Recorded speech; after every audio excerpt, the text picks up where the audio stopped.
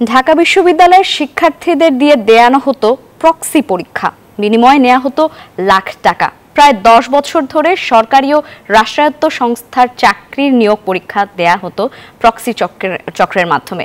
এদের সন্ধান মিলেছে, যাদের একজনের হোয়াটসঅ্যাপে পাওয়া গেছে কয়েকশো অ্যাডমিট কার্ডের ছবি। প্রক্সি পরীক্ষা দেওয়ার লেনদেন নিয়ে বনিবনা না হওয়ায় প্রকাশ্যে আসে এই প্রক্সি কাণ্ডের ঘটনা। কোন কোর্সে লাগবে, ও টাকা দিলে দেয়া সেন্ড করা যাবে, সমস্যা নাই। জয়পুরহাট জেলার পাঁচবিবি উপজেলার কাউসার আলী সরকারি চাকরি পরীক্ষায় প্রার্থীদের হয়ে প্রক্সি দেওয়ানো ও প্রশ্ন সংগ্রহ করাই তার পেশা। তার ব্যবহার করা মোবাইল ফোনে রয়েছে শত শত চাকরির প্রত্যাশীদের অ্যাডমিট কার্ডের ছবি।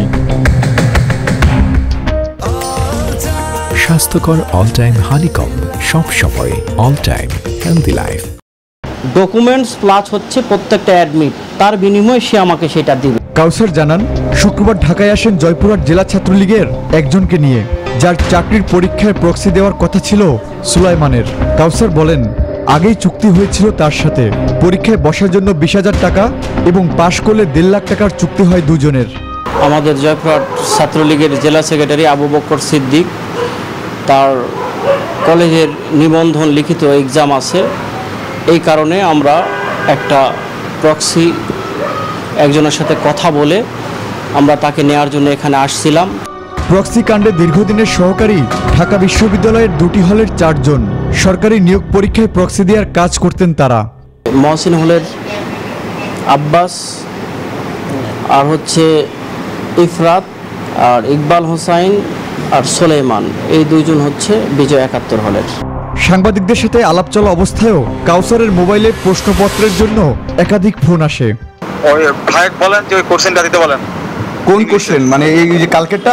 না কালকেরটা। জানা যায়, সোহরাওয়ার্দী উদ্যানে প্রক্সি পরীক্ষা দেওয়ার টাকা নিয়ে দেনদরবার চলা অবস্থায় কৌশলে ঢাকা বিশ্ববিদ্যালয় সাংবাদিক সমিতির সদস্যদের কাছে কাউসারকে তুলে দিয়ে সটকে পড়ে সুলাইমান সহ অন্যরা। প্রত্যক্ষদর্শী পল্লব রানা পারভেজ বলেন, তাদের ফোন পেয়ে সেখানে যান তিনি।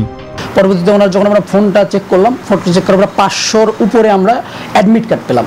পরবর্তীতে আমি আমার নিজের দায়বদ্ধতার জায়গা থেকে আমি তখন বললাম যে বিষয়টা যেহেতু এটা অনেক বড় কিছু, আমরা এটা সাংবাদিক সমিতিতে যাই, এই বিষয়টা এক্সপোজ করা হবে। পরে ঢাকা বিশ্ববিদ্যালয়ের প্রক্টোরিয়াল টিম কাউসারকে শাহবাগ থানা পুলিশের হেফাজতে দিয়ে দেয়।